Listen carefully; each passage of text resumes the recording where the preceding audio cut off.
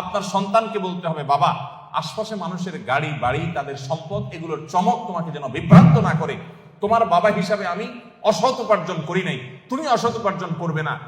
এদেশে কিছু আদর্শবান মানুষের বড় বেশি প্রয়োজন। বড় দুর্ভিক্ষ চলছে প্রতিটা টেবিলে, প্রতিটা অফিসে, প্রতিটা প্রতিষ্ঠানে দুর্নীতিবাজদের এমন মহড়া, এমন মহোৎসব আজ সর্বদা চতুর্দিকে এমন ভাবে প্রতিষ্ঠিত হয়েছে যে গোটা জাতি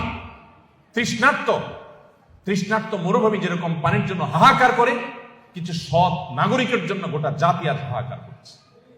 আর সেই হাহাকারের সে অভাব নিরূপণ করবার জন্য কিছু ওলামায়ে কেরাম নির্লস চেষ্টা চালিয়ে যাচ্ছে। সময়টা অভিভাবকবৃন্দ, আমাদের সন্তানদেরকে মানুষের মতো মানুষ হিসেবে গড়ে তোলবার জন্য প্রথম লক্ষ্য হবে যে তারা ভালো মানুষ হোক।